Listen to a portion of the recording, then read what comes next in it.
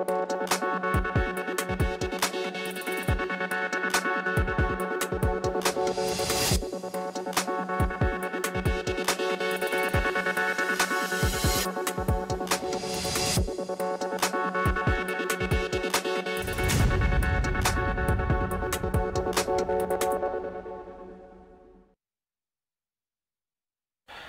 जन टीवी उत्तराखंड में आपका स्वागत है। मैं हूं आपके साथ भानु दीक्षित। सबसे पहले नजर हेडलाइंस पर।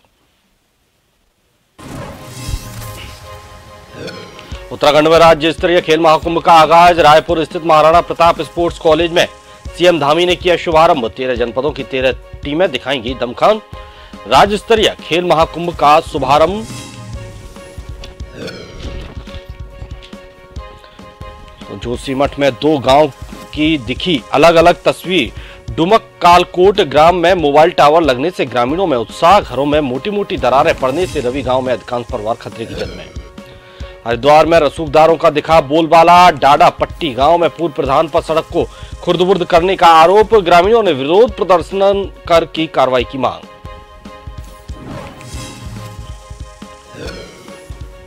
नशा मुक्त उत्तराखंड अभियान का दिख रहा असर। बनवासा पुलिस ने करीब 4 किलो चरस के साथ 2 नेपाली महिलाओं को दबोचा। जसपुर पुलिस ने प्रतिबंधित नशीली दवाइयों के साथ 2 को किया गिरफ्तार। शीतलहर की चपेट में उत्तराखंड। अगले 5 दिन बढ़ सकता है सर्दी का सितम। मैदानी क्षेत्रों में घने कोहरे के साथ शीत दिवस की स्थिति, जबकि पर्वतीय क्षेत्रों में कहीं कहीं हल्की से मध्यम वर्षा और बर्फबारी के आसार।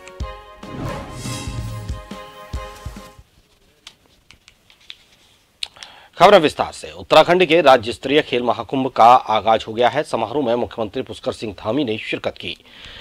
सीएम धामी ने खेल महाकुंभ का शुभारंभ किया। बतौर मुख्य अतिथि सीएम धामी शामिल हुए। रायपुर स्थित महाराणा प्रताप स्पोर्ट्स कॉलेज में कार्यक्रम का आयोजन किया गया, जहां उत्तराखंड के 13 जनपदों की 13 टीमों ने हिस्सा लिया। मुख्यमंत्री धामी ने सभी खिलाड़ियों को बधाई और शुभकामनाएं दी। तो वहीं सीएम धामी ने सभी खिलाड़ियों से की खेल को खेल की भावना से खेलने की अपील।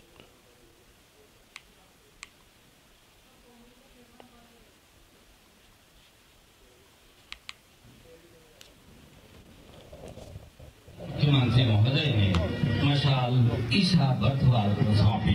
ईशा मशाल लेकर ट्रैक में चल चुकी है। जोरदार तालियों के साथ ईशा का स्वागत करेंगे और फर्स्ट कर्व पर इस मशाल को ग्रहण करने के लिए हरिद्वार से अनस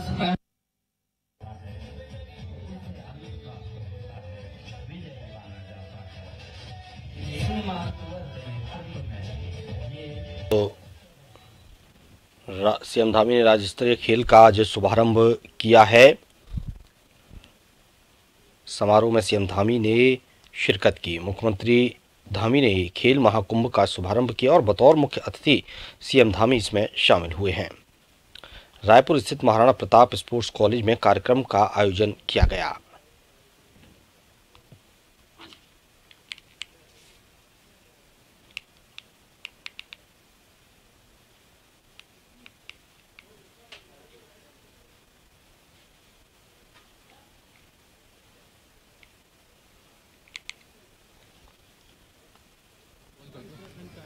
शौर्य सैनी जी 24वीं समर डेफलिम्पिक 1 से 15 मई 2022 शूल शूटिंग 10 मीटर एयर पिस्टल कांस्य पदक विजेता है शौर्य सैनी। शौर्य सैनी रायपुर स्थित महाराणा प्रताप स्पोर्ट्स कॉलेज में हुआ है शुभारंभ। कार्यक्रम का आयोजन किया गया, जहां उत्तराखंड के 13 जनपदों की 13 टीमों ने हिस्सा लिया। मुख्यमंत्री धामी ने सभी खिलाड़ियों को बधाई और शुभकामनाएं दी। सीएम धामी ने सभी खिलाड़ियों से की खेल को खेल भावना से खेलने की अपील।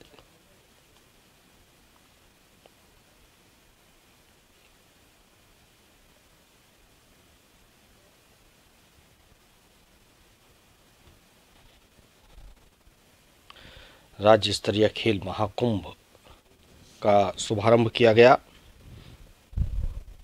आगाज हो गया है। समारोह में सीएम धामी ने शिरकत की।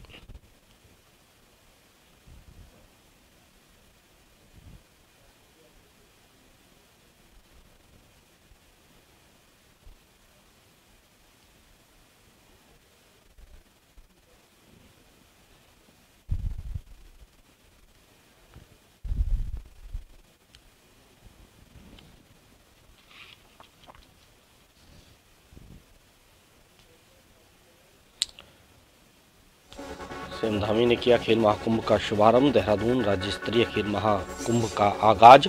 समारोह में मुख्यमंत्री पुष्कर सिंह धामी ने शिरकत की। मुख्यमंत्री पुष्कर सिंह धामी ने किया खेल महाकुंभ का शुभारंभ। बतौर मुख्य अतिथि शामिल हुए सीएम धामी। रायपुर स्थित महाराणा प्रताप स्पोर्ट्स कॉलेज में कार्यक्रम का आयोजन। उत्तराखंड के 13 जनपदों की 13 टीमों ने लिया हिस्सा। सीएम धामी ने सभी खिलाड़ियों को दी बधाई और शुभकामनाएं।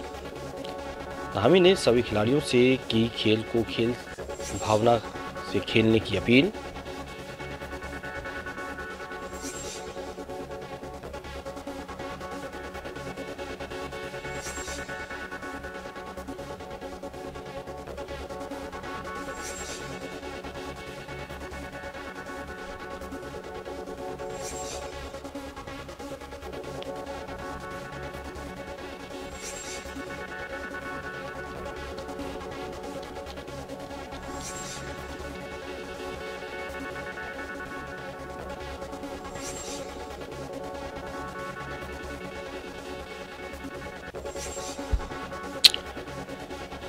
समारोह में सीएम धामी ने शिरकत की। पुष्कर सिंह धामी ने खेल महाकुंभ का शुभारंभ किया।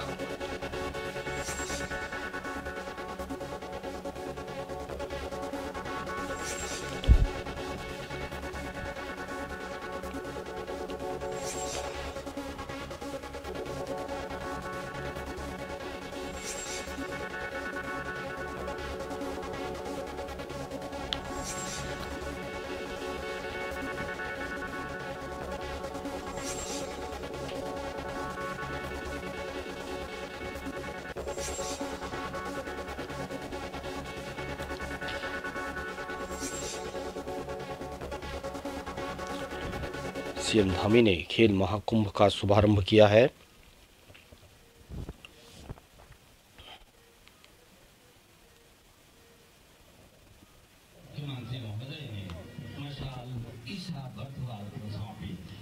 मशाल लेकर ट्रैक में चल चुकी है। जोरदार तालियों के साथ ईशा का स्वागत करेंगे और फर्स्ट कर्व पर इस मशाल को ग्रहण करने के रुड़की कॉलेज ऑफ इंजीनियरिंग में भारत पूर्व प्रधानमंत्री एवं भारत रत्न स्वर्गीय अटल बिहारी वाजपेयी के जन्मदिवस के उपलक्ष्य में अटल भाषण प्रतियोगिता का आयोजन किया गया, जिसमें क्षेत्र के करीब 8 शिक्षण संस्थानों के छात्रों ने हिस्सा लिया।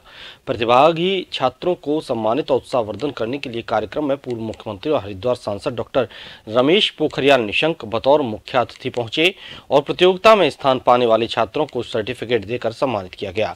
इस दौरान सांसद रमेश पोखरियाल निशंक ने छात्रों को संबोधित करते हुए अटल बिहारी वाजपेयी की जीवनी पर प्रकाश डाला। साथ ही पीएम मोदी का digital India, good governance, Bharat की अर्थव्यवस्था, मुफ्तखोरी की राजनीति से विकास की राजनीति और युवाओं को सशक्त बनाने पर अपने और सरकार के विचार रखे।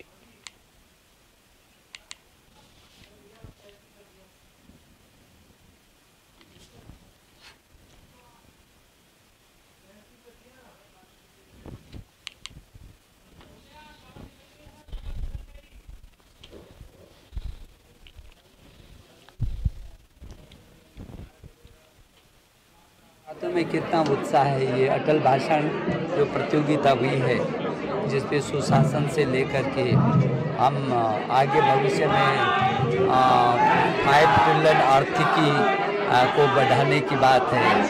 देश कैसे सशक्त हो सकता है, डिजिटल इंडिया, और जो मोदी जी ने जिस तरीके से क्रांतिकारी वो अभिनव प्रयोग किए हैं देश में, और अटल जी का जो सुशासन था, उनके जन्मदिन पर हम सुशासन दिवस मनाते हैं। तो पूरे देश में आज युवा मोर्चा हमारा ये छात्रों के साथ अटल भाषण प्रतियोगिता करा रहा है।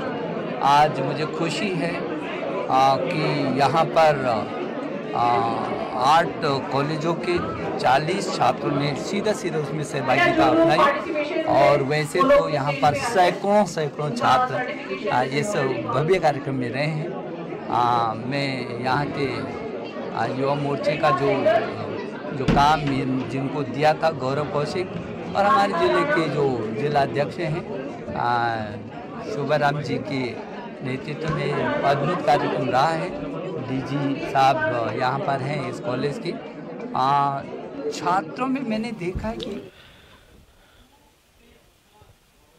चमोली जिले का सबसे दूरस्थ गांव माना जाता है डुमक कलकोट गांव को, जिस गांव तक जाने के लिए करीबन 26 किलोमीटर खड़ी चढ़ाई पार करनी होती है। लेकिन अब डुमक कलकोट गांव में जियो नेटवर्क की सुविधा हो चुकी है। इसके चलते स्थानीय ग्रामीणों में काफी खुशी का माहौल बना हुआ है। बता दें कि इस गांव में जियो नेटवर्क का टावर लगने से दर्जनों गांव इसका लाभ ले रहे हैं। वहीं स्थानीय लोगों ने सभी जनप्रतिनिधियों को दिल से धन्यवाद किया।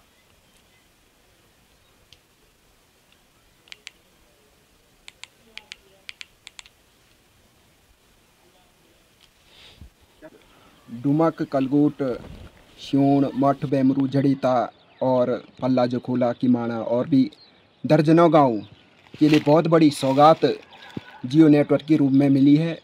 मैं आज़ादी के 75 साल बाद इस बड़ी सौगात के लिए अपने समस्त क्षेत्रीय जनप्रतिनिधियों का और वर्तमान सरकार का और अपने क्षेत्रीय जनप्रतिनिधियों का बहुत बहुत धन्यवाद एवं आभार व्यक्त करता हूँ। जोशी मठ से 1 किलोमीटर की दूरी पर रविग्राम मौजूद है, जिस रविग्राम की काफी बड़ी घनी आबादी भी देखी जा सकती है। बता दें कि इस वक्त रविग्राम के अधिकांश परिवार खतरे की जद में पहुंच चुके हैं। कारण है सभी के घर में मोटी मोटी दरारें, जो दरार कभी भी कोई बड़ा रूप ले सकती है। पीड़ित परिवारों का कहना है कि जब से एनटीपीसी के द्वारा टनल का काम शुरू किया गया है, तब से गाँव में दरार आना शुरू हो गई है।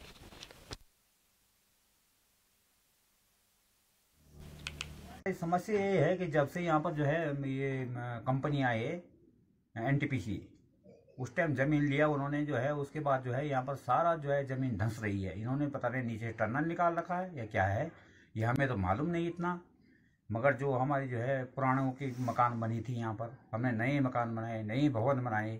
जितना हमारे पास पैसा था उतना हमने खर्च किए यहाँ पर, मगर उस खर्च का हमने क्या करना है। अब गवर्नमेंट भी हमें कुछ नहीं दे रही है और क्या करना है, गवर्नमेंट भी क्या करना है, गवर्नमेंट ने भी अब कुछ नहीं कर रही है हमारे लिए।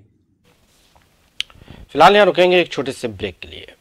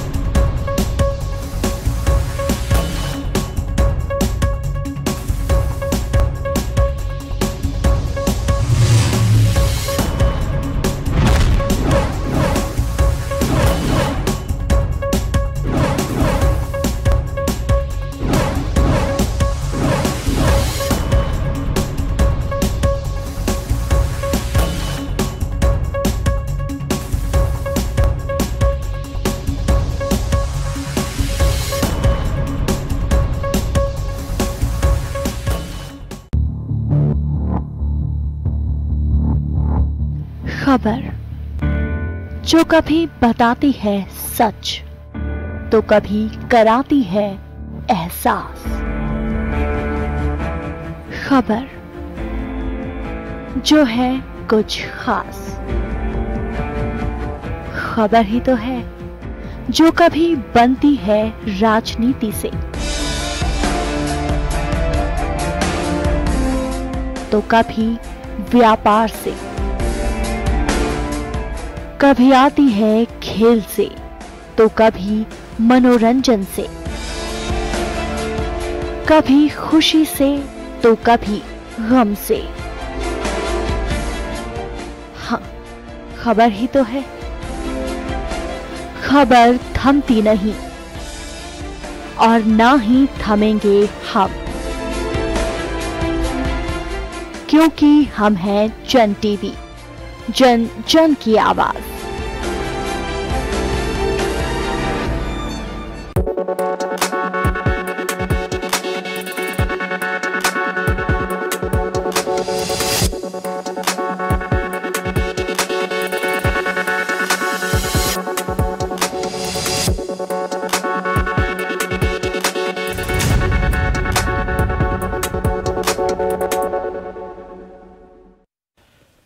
ब्रेक के बाद आपका स्वागत है। आगे बढ़ते हैं। देश में कोरोना ने एक बार फिर से दस्तक दे दी है। कई मामले सामने आ चुके हैं। ऐसे में हरिद्वार सांसद और पूर्व मुख्यमंत्री डॉक्टर रमेश पोखरियाल निशंक ने कहा कि एक बार फिर से कोरोना जैसी खतरनाक बीमारी ने भारत में दस्तक दे दी है। लेकिन पिछली बार कोरोना के दौर में देश के प्रधानमंत्री नरेंद्र मोदी ने अपनी सूझबूझ के चलते देश को संकट की स्थिति से उबारने का काम किया था, तो वहीं इस बार भी सभी महकमे को अलर्ट कर दिया है और कोशिश की जाएगी कि इस बार लॉकडाउन जैसी स्थिति पैदा न हो पाए।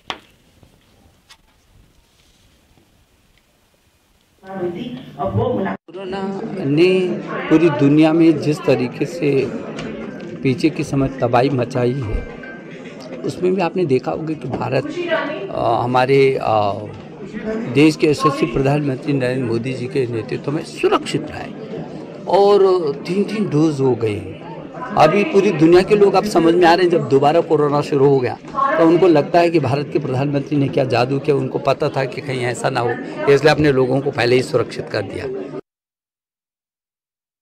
भगवानपुर विकासखंड के डाडापट्टी गांव में सड़क का एक ऐसा मामला सामने आया है जो सिर्फ कागजों में दर्ज है लेकिन धरातल पर जीरो। दरअसल पूरा प्रकरण पंचायत चुनाव का है, जहां पूर्व प्रधान पर गांव को शमशान से जोड़ने वाली लाखों से बनी सड़क को खुर्द-बुर्द करने का आरोप है और सड़क की लगभग 50,000 ईंटों की चोरी करने का भी आरोप लगा है, जिसमें गांव वालों ने एक बड़े रसूखदार विधायक के दाहिने हाथ कहे जाने वाले दबंग के खिलाफ कानूनी कार्रवाई की मांग की। साथ ही ग्रामीणों ने विरोध किया और एडीओ पंचायत के खिलाफ मुर्दाबाद के जमकर नारे लगाए।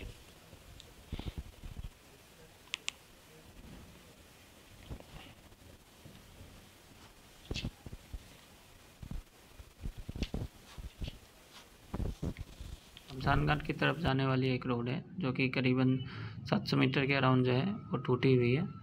तो उसमें जो है पीडब्ल्यूडी वालों को निर्देशित किया गया है कि जो भी एस्टीमेट है वो बना ले एवं गांव वालों को आश्वासन दिया गया है कि इस प्रकरण में जो भी यथोचित कार्रवाई होगी वो की जाएगी।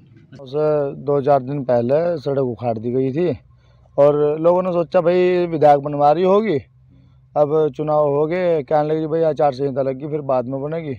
उसके बाद लोगों ने कहा भाई सड़क बनवा रहे हैं, क्या है मामला, बनवाओ इसे। तो इन्होंने कहा भाई सड़क तो मैं बनवाता नहीं अब।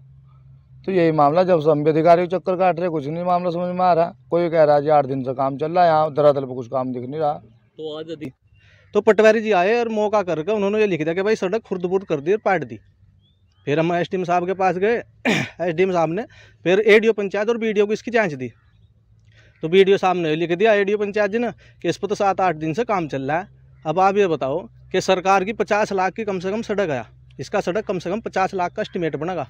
जब इसकी ज़रूरत नहीं थी ये पाड़ी क्यों, अब पाड़ दी, अब 50 लाख में हटकर फिर सरकार बनावेगी। तो उस आदमी के खिलाफ कम से कम कार्रवाई तो हो। चलो सड़क तो कहीं ना कहीं तो सरकार बनावेगी, तो उस आदमी के खिलाफ कार्रवाई होनी चाहिए जिनने सड़क पाड़ी। जब उसका टेंडर नहीं है, उसका कोई एस्टीमेट नहीं है, उस पर किसी भी विभाग से कोई उस पर आदेश नहीं है बनाने का, तो उसने सड़क पाड़ी क्यों या, तो उस पर कार्रवाई करनी चाहिए। उत्तराखंड के चंपावत के सीमांत बनबसा थाना पुलिस के हाथ बड़ी सफलता लगी। पूर्व सूचना के आधार पर नेपाल से 4 किलो से ज्यादा चरस ला रही 2 महिला तस्करों को गिरफ्तार किया। चंपावत जनपद पुलिस ने सीमांत क्षेत्र में नए साल के उपलक्ष्य को नजर में रखते हुए सीमांत क्षेत्रों में चौकसी बढ़ा दी है। चंपावत पुलिस अधीक्षक देवेंद्र पिंचा ने बताया कि पकड़ी गई दोनों महिला गुमा और कमला हैं, जो नेपाल के सीमांत क्षेत्र की निवासी हैं, जो नेपाल के एक तस्कर के कहने पर ये मादक पदार्थ भारत में ला रही थीं और जिसे ये नानकमत्ता के एक चरस तस्कर को सौंपने वाली थीं। पुलिस टीम द्वारा की गई इस बड़ी बरामदगी को देखते हुए एसपी पिंचा ने पुलिस टीम को 10,000 रुपये का इनाम दिया है। टीम को एक मुखबिरों के माध्यम से इंफॉर्मेशन मिली थी, तो उसके आधार पे 2 नेपाली लेडीज को बॉर्डर पार करते हुए लगभग 2-2 किलो, मतलब कुल मिला के 4 किलो से कुछ अधिक मात्रा में चरस के साथ दोनों महिलाओं को हमने गिरफ्तार किया है। पूछताछ में उनके द्वारा बताया गया कि नेपाल से ही किसी एक तस्कर ने इनको ये सामान दिया था, इनको बॉर्डर पार करा के नानकमत्ता तक कहीं पहुंचाना था।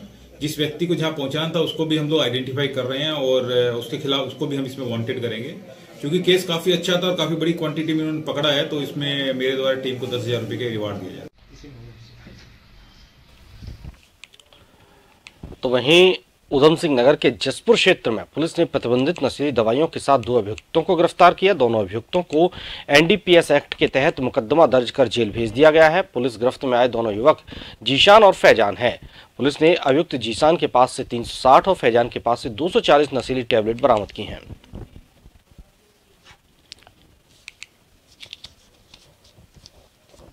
एसएसपी उधम सिंह नगर महोदय के दिशा निर्देशन में ये नशे के खिलाफ लगातार कार्रवाई जारी है और जसपुर पुलिस ने इसमें अच्छा काम करते हुए एक 600 नशीली टैबलेट्स बरामद की हैं जो कि प्रतिबंधित हैं और इसमें 2 अभियुक्तों को हमने गिरफ्तार किया गया है। साथ ही साथ इसमें एक मोबाइल फ़ोन बरामद किया है। ये दोनों अभियुक्त एक अन्य मेडिकल स्टोर संचालक से ये दवाइयाँ लेकर आए थे। उस मेडिकल स्टोर संचालक की फ़िलहाल दुकान भी बंद है और वो घर से भी फरार है। काशीपुर में बाजपुर रोड पर प्रदेश भर के सस्ता गल्ला विक्रेताओं का प्रदेश स्तरीय सम्मेलन का आयोजन किया गया। सम्मेलन में प्रदेश भर के सस्ता गल्ला विक्रेताओं की समस्याओं पर मंथन किया गया और फरवरी तक सरकार द्वारा उनकी समस्याओं का निदान न होने की दशा में आंदोलनात्मक रुख अख्तियार करने का निर्णय लिया गया। इस दौरान संगठन के प्रदेश कार्यकारी अध्यक्ष रेवाधर ब्रजवासी राशन डीलरों को मानदेय देने की उन्होंने मांग उठाई। इसलिए हम पहले उनको आप हमारी बातों पर विचार करिए और हमारे विक्रेताओं की विभिन्न समस्याओं को सुनिए और देखिए, क्योंकि विक्रेता इस समय इस तरीके की बिल्कुल बायोमेट्रिक हम राशन बांट रहे हैं और विक्रेता को चोर समझ करके एक डोर स्टेप डिलीवरी योजना हमारे सर पर एक व्यक्ति और थोप दिया गया है जबरदस्ती का। वो इस तरीके से, क्योंकि जब हम जिस भाड़े पर काम कर रहे थे डोर स्टेप डिलीवरी का ठेकेदार उससे 10 रुपये 15 रुपये प्रति क्विंटल ऊपर के भाड़े पर काम कर रहा है, तो सरकार पर आर्थिक बोझ भी बढ़ रहा है और समय पर दुकानों में राशन भी नहीं मिल रहा है। शहरी विकास मंत्री प्रेमचंद अग्रवाल ने हरिद्वार नगर निगम क्षेत्र और सीसीआर के समीप पुरुष और महिला रैन बसेरे का निरीक्षण किया। इस दौरान रैन बसेरे में रह रहे लोगों से वार्ता की। डॉक्टर अग्रवाल ने निर्देश देते हुए कहा कि खुले आसमान के नीचे रह रहे लोगों को रैन बसेरों की जानकारी दें। इसके लिए स्लोगन बोर्ड भी लगाए जाएं जिससे जरूरतमंद व्यक्ति को रैन बसेरा उपलब्ध हो सके। सहायक नगर आयुक्त श्याम सुंदर ने बताया कि हरिद्वार नगर निगम क्षेत्र में 20 जगहों पर अलाव की व्यवस्था भी की गई है। देखिए, अभी मैं सीसीआर के बाद जो रैन बसेरे हमारे नगर निगम द्वारा संचालित है उसका मैं निरीक्षण मेरे द्वारा किया गया और मैंने पाया कि जो वहाँ पे रैन बसेरा में चाहे पुरुष की साइड में या इधर महिला की साइड में 5 लोग वहाँ थे और 5 लोग यहाँ थे। तो मेरे द्वारा उनसे जानकारी ली गई क्या वो उनसे कोई शुल्क तो नहीं लिया जा रहा, उनको कोई दिक्कत तो नहीं है। तो मुझे खुशी इस बात की है कि इस प्रकार की कोई शिकायत उनके द्वारा नहीं की गई। साथ में मेरे द्वारा जो यहाँ उपस्थित हैं एसएनए नगर निगम के उनसे जानकारी ली गई कि पूरे इस क्षेत्र में कितने अलाव जलाए जा रहे हैं। तो मैं देख रहा हूँ कि यहाँ भी अलाव जला है, 20 अलाव अभी तक जैसा इनके द्वारा जानकारी दी गई है। बस मैंने इतना ज़रूर कहा है कि जो अन्य लोग हैं जो अभी उत्तराखंड शीतलहर की चपेट में है। मौसम विभाग के अनुसार उत्तराखंड में अगले 5 दिन सर्दी का सितम बढ़ सकता है। मैदानी क्षेत्रों में घने कोहरे के साथ शीत दिवस की स्थिति बन सकती है, जबकि पर्वतीय क्षेत्रों में कहीं कहीं हल्की से मध्यम वर्षा और बर्फबारी के आसार हैं। मौसम विभाग के मुताबिक हरिद्वार और उधम सिंह नगर में शीतलहर और कोहरे का प्रकोप जारी है। इसके चलते हरिद्वार में आज और 28 और 29 दिसंबर तक के लिए बंद कर दिए गए हैं। हालांकि देहरादून में मौसम साफ है।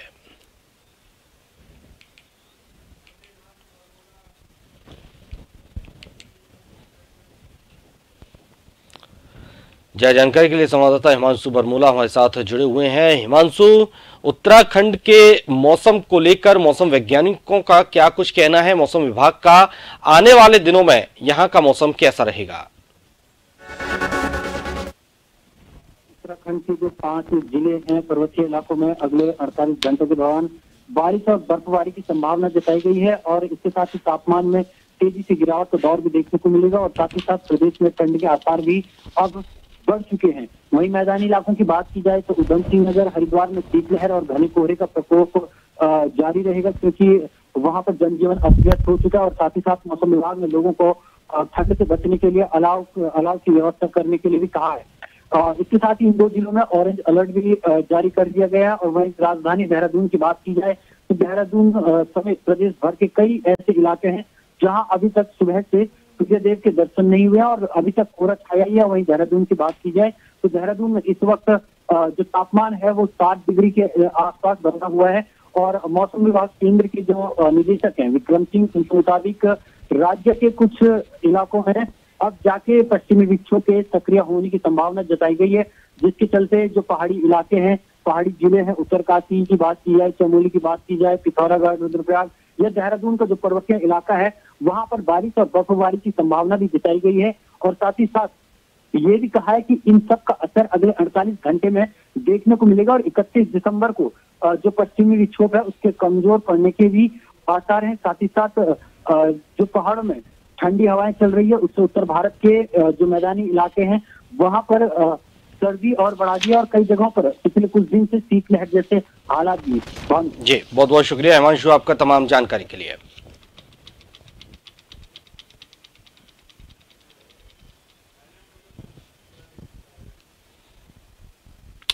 इसी के साथ इस बुलेटिन में फिलहाल इतना ही। लगातार अपडेट्स के लिए आप देखते रहिए जन टीवी।